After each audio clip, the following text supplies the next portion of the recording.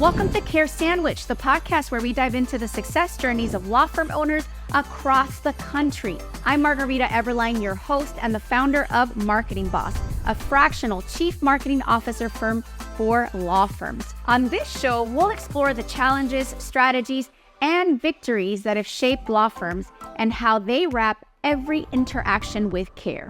Because we believe that caring isn't just a value, it's a strategy for success. So grab your favorite sandwich, sit back, and let's dig into a conversation filled with insight, inspiration, and of course, a lot of care. Hello, everyone. Welcome to today's episode of Care Sandwich. I have Kimberly Lopez here, and she has a really neat organization. She's also an attorney. She's going to tell us all about herself. Kimberly is a Latina attorney. Little clue about what some of the stuff she's going to talk about is. And so Kimberly, tell us about yourself. What do you do? And tell us about your organization. Yeah, thank you so much for having me. I'm happy to be here. So my name is Kimberly Lopez, and I'm a commercial litigation partner with an AmLaw 100 firm. So in big law, my entire career. In that space, I handle the gamut of business disputes and contract disputes with a special focus on financial institutions and representing them in a variety of claims. I've been in big law my entire career, so approaching 17 years in the commercial litigation space. But about a year or two ago, I decided to kind of hone in on something that had been, in the back of my mind and just something I really wanted to do. And so I created the Latina Legal Minds. And at first it was just kind of a social media account. And then I bit the bullet and created a podcast. And from a podcast, we've now hosted a live event. And this year we're kicking off a Mastermind program. So it's just my way of trying to change the narrative about Latinas in the profession, increase the numbers and just the experiences that we have in the profession, since the numbers definitely don't tell the proper story, and we want to change that. I love that. And I'm all about like inclusion and diversity, but I do think there's value in having programs that are culturally relevant. Like in my personal life, I volunteer for a domestic violence organization called Caminar Latino, and they cater to Latino families, right? And I always get the question of, there's domestic violence in all sorts of families. And what I've learned with that program, and also through my own experience being a Latina, that it's nice to have programs that are uniquely tailored to things that you live, that you're going through. As I'm not in the legal field the way that you are, because I'm not an attorney, but I am in the legal space as a Latina, and I can just automatically appreciate that there are certain things that we go through. Like, there's less than, I think, 1% female especially female Latina like attorneys, just in the country. And so when you go to these events, when you're looking at like growing, and for me, I work with business owners, right? So Latina business owners, even more specifically, we have all this other like mindset stuff, cultural stuff that's just very unique in that space. So talk to us about what sort of transformations have you seen with your program? I think, we're still early on, so I don't want to claim transformations just yet. But what was really... That's a Latina mindset thing. I call imposter syndrome. No. You called me out on it. Yeah. But what brag on yourself, girl. Like, you did an event. Like, look at you. Come on. What transformations? Yeah. Well, you know what? Just the fact that people showing up for the event, for me, like right there was like a transformation, right? Because I think so often, like you said, the Latina mindset is we put ourselves last. We deprioritize our own dreams, passions, wants, desires. And so when I was promoting the program, I was like, no, you deserve this time. You deserve to give yourself this space of a couple of hours where you can just kind of think about your dreams, set some goals, and make a plan for that. So I think the transformation were just for those who even showed up. And then by the end, it was awesome to hear people say, like, I never thought I could do that. Or I never thought about approaching my goals with the vision I want for my future. Because especially in the legal profession, it's kind of like we're checking boxes, and that's all we're doing is checking boxes. And not enough times do we stop and say, do I want this? Is this what I want? Is this what I want my life to look like? So that was definitely a transformation for sure, I think, for everyone who showed up and just gave themselves that time and space. Yeah, and I'll describe what you described in a different way. And this is a pattern and not a judgment. I'm not trying to stereotype, but this is a pattern that I've seen because I'm a data analyst. The Latina, specifically Latina inclination is to be a workhorse. Whether you're an attorney or a marketer, right? We always see ourselves as workhorses. We don't necessarily see ourselves as leaders, as people that are going to break the mold, or as people that, take vacations and go like do luxurious things. Like it almost feels like we're discouraged from that. And I think that is a pattern. So I do think it's a really big deal that you created this event and that you created a space for Latinas in the legal space, because it's a high stress space, to really think about, why am I doing this? What am I getting out of this profession for me? Like just for me?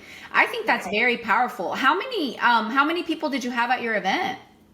Yeah, we had about 15 people. So it was nice and small. It was small, but we really liked that because it created like an open flowing discussion the entire day.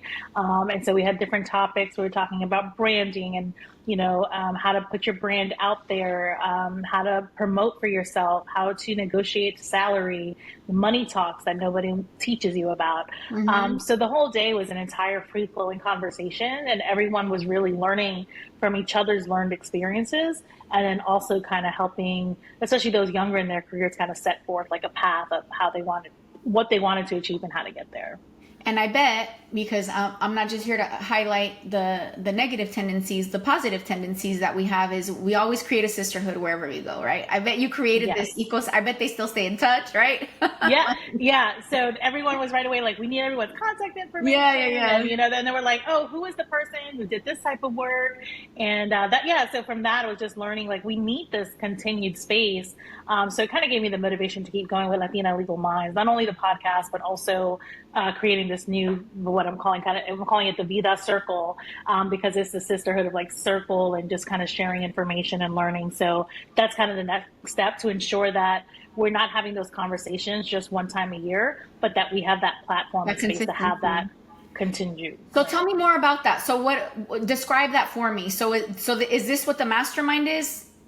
Yeah, so I'm calling it a Vida Circle, which is a mastermind-like program, but essentially it runs for 6 months, different topics every other week. And in that circle, we'll kind of put people in the hot seat to kind of talk about their issues that they're seeing on the topic area or somewhere related, and get input from the group on how we can help that person solve the problem, solution, but also, helping each other set forth our vision, right? I think a lot of times, like I said before, we're just kind of going through the motions and don't know what we're aiming for.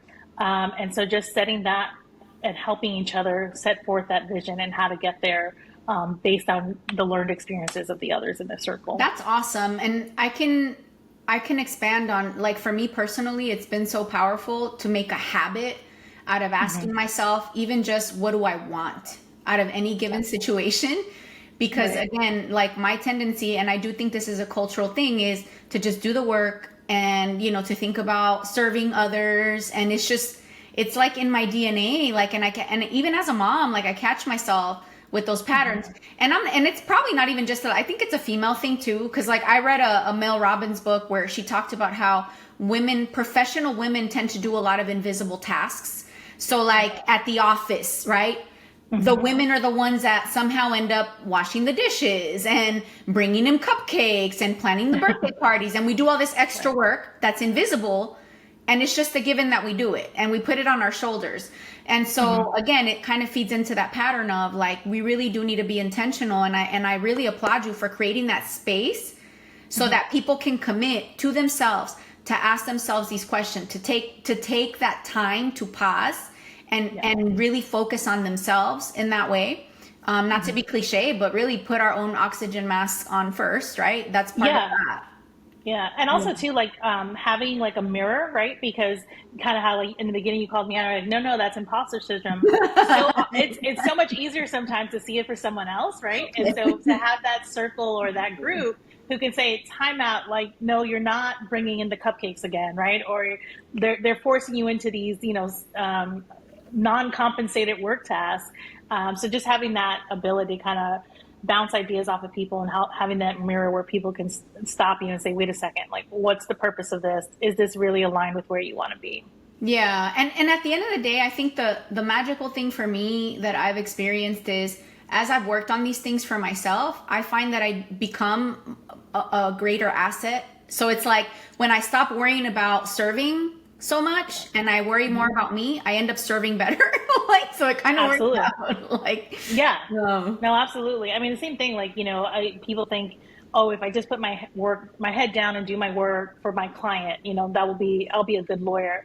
But if you're just doing that, you're not seeing everything else and the things, even your clients want you to do that, because you can't just be so narrow focused, because you're not solving problems that way.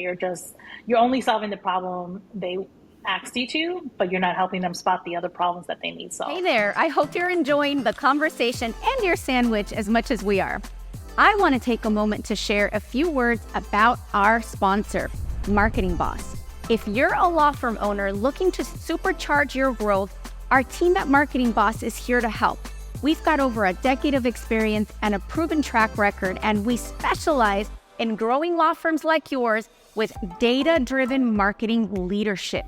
So if you own a law firm and you're ready to get a predictable, steady flow of cases from your marketing, let's connect at marketing-boss.com. I think there's a mental wiring to it too, where when you wire yourself to approach things from a light, fun, this is what I want for me, like I'm going to say selfish air quotes place, you actually open up your ability to see opportunities, hidden dangers that you might not have spotted when you're like just checking off lists.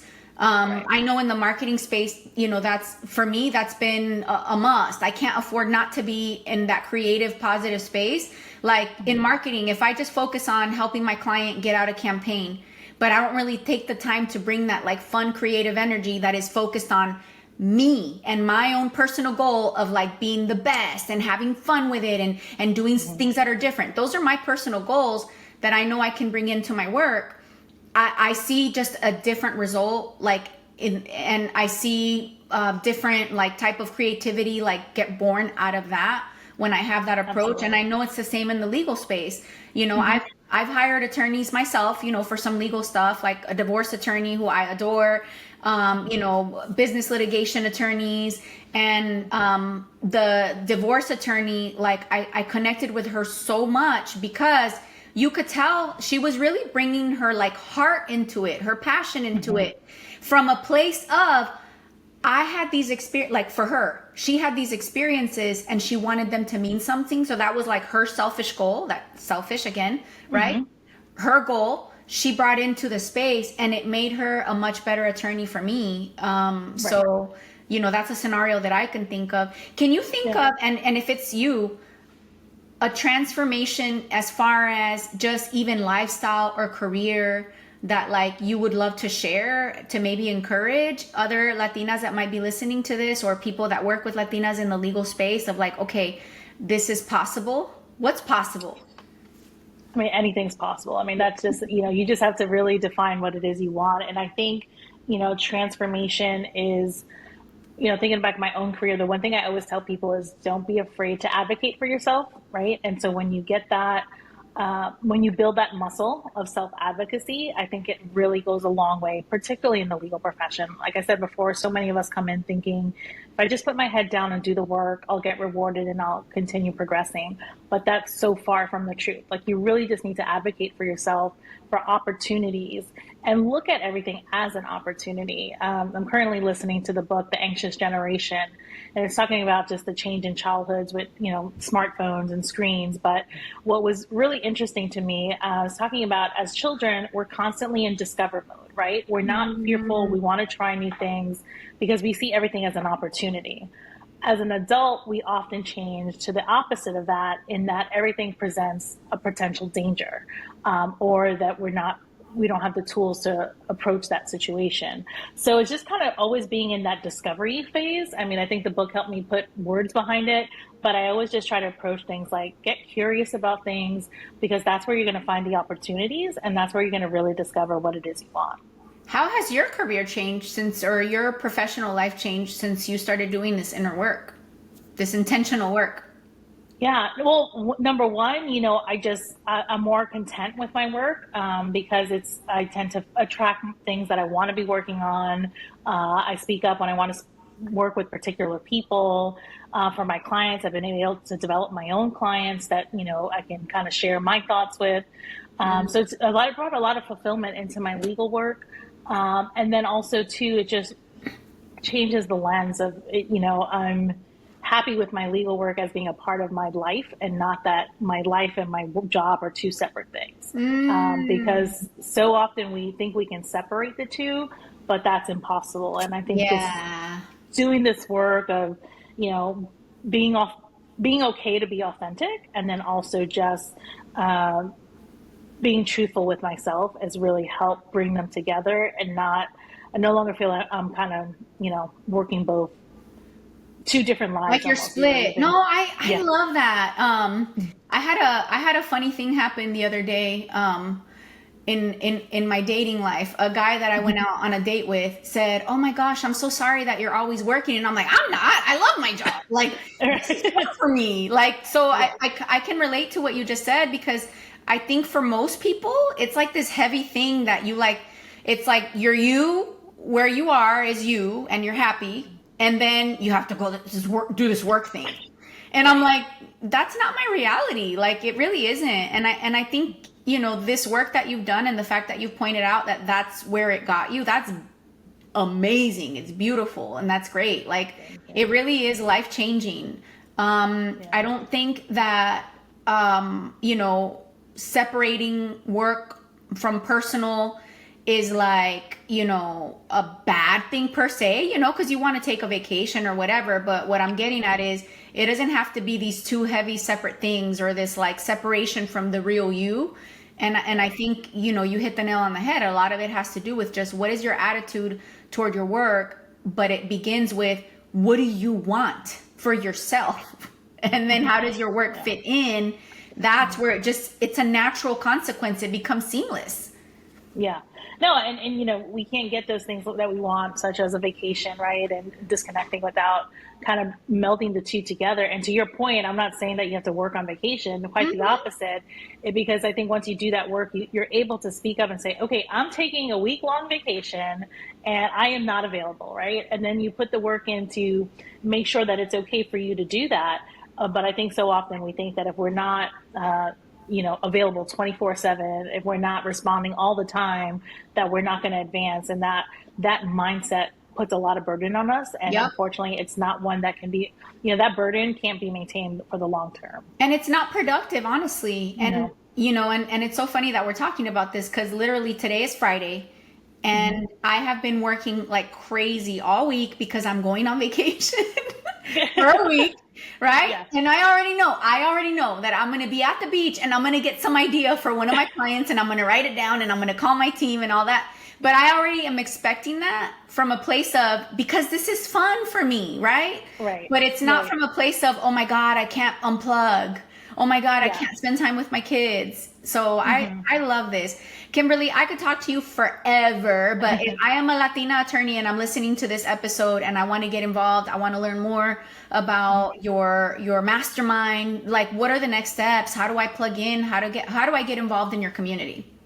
Yeah, so you can visit us at latinalegalminds.com or connect with me on LinkedIn. I'm Kimberly Lopez Narbona on LinkedIn. Send me a message, but if you go to the website, you'll find all the details on the mastermind. You can also find the podcast. Would love to have anyone subscribe and follow us along. And then you can find us at Latina Legal Minds on Facebook, Instagram, and LinkedIn as well. When is the mastermind, or is it like an ongoing thing? So we're kicking it off. The sessions start in September. Okay.